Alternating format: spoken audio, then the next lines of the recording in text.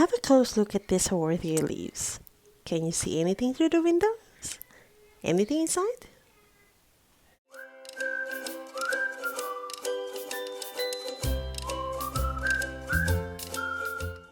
Hi everyone, this is Leslie of Succulent Social.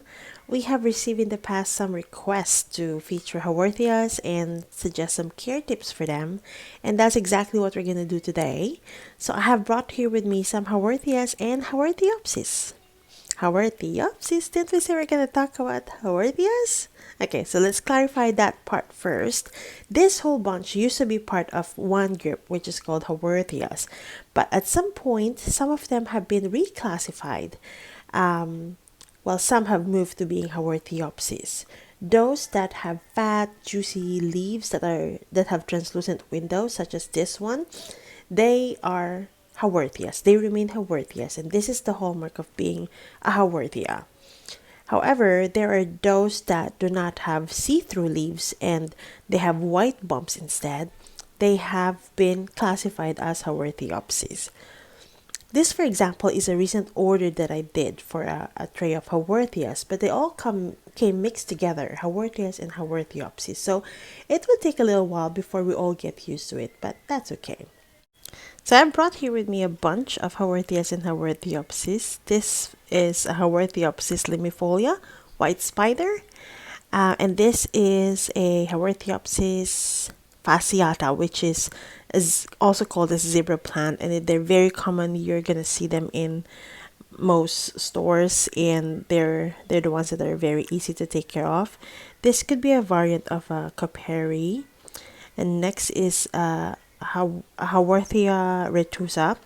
They're really nice. It has those see-through windows, and there are also some small babies on the side. Can you see those? Yeah. And then we have these two pots at the back, which we're gonna work on today. This is Haworthia coperi maybe, but they have a lot. It has a lot of babies now, and they're very tight, so we're gonna separate them today while we talk about care tips. This is a Symbiformis. Looks really big right now, also very compact and dense spot. Have a lot of babies there too, so let's go. Alright, so I have a husband here, Alfred, who will help us to take care of this Haworthia coperi. We will separate their babies today. And when your pot is too dense and compact, such as this, the best way to separate them is actually to remove the whole pot, and then you can just pull it up from them.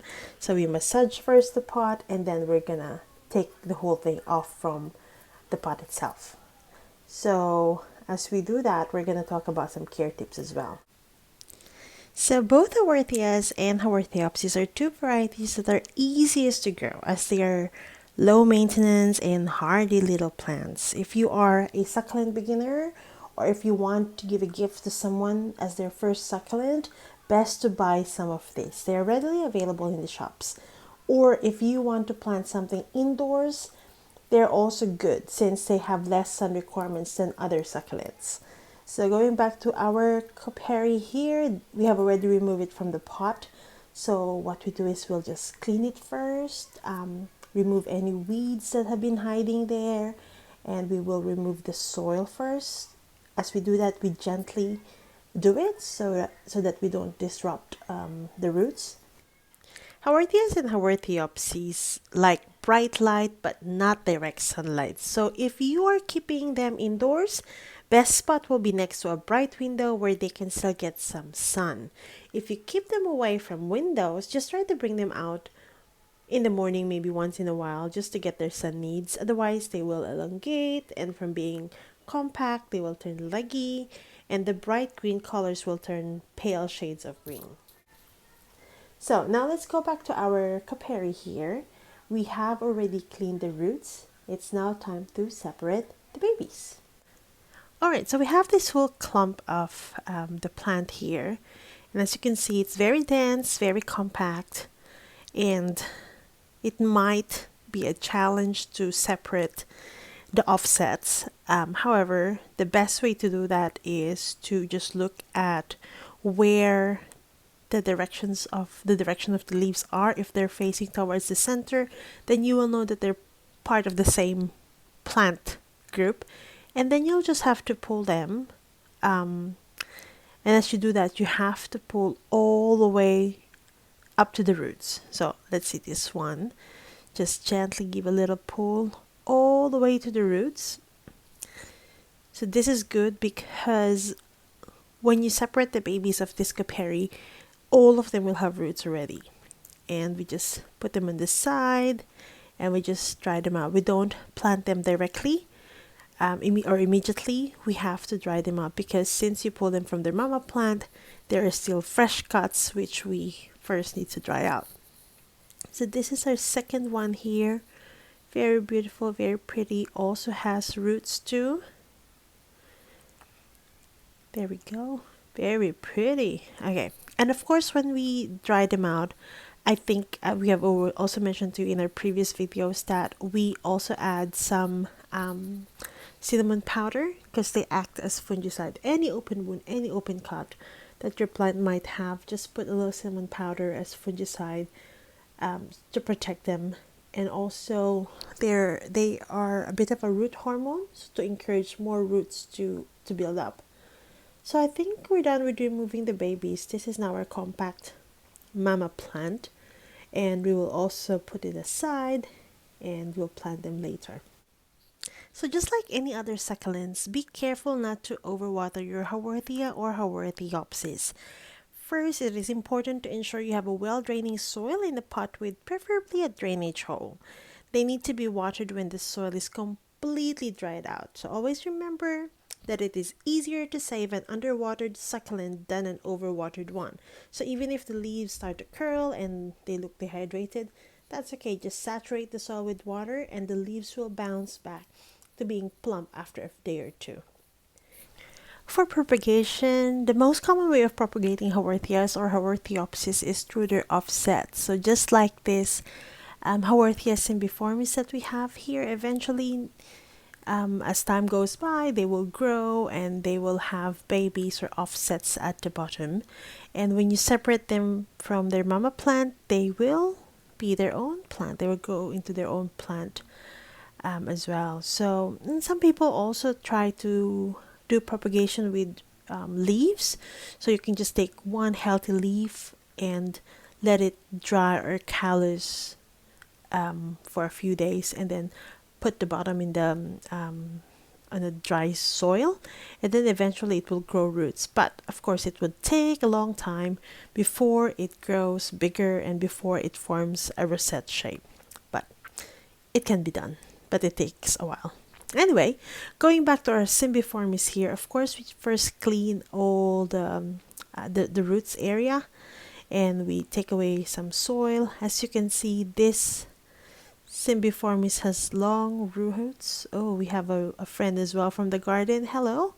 Okay, so this cymbiformis has healthy, thick, white roots, and they tend to be very, very long. So since Haworthias are slow growers, sometimes if they're in a pot, you may think that they're still small, but inside the roots are really growing, and sometimes they can be root bound, or sometimes some people call it pot bound, wherein the roots will like grow around the pot.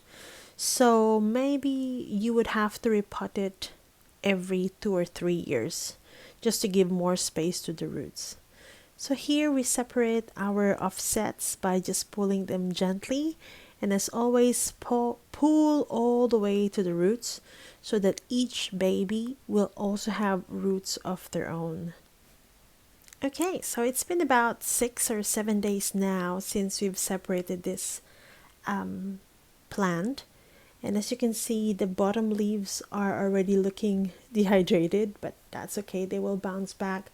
You could also see that the roots are very dry now, and they also have remnants of the cinnamon powder that we have added. And now it's time to put them in their pots. So we start, of course, by choosing the right size of our pots, and then we put in some well-draining soil mix.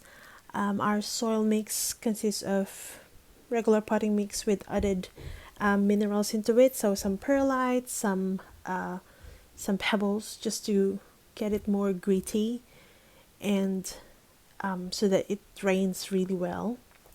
Then you will add our Cymbiformis here. Make sure that the roots are completely covered with the soil and they're anchored properly, they are stable, and that in a way there's still enough room for them to grow and maybe eventually have more babies, hopefully.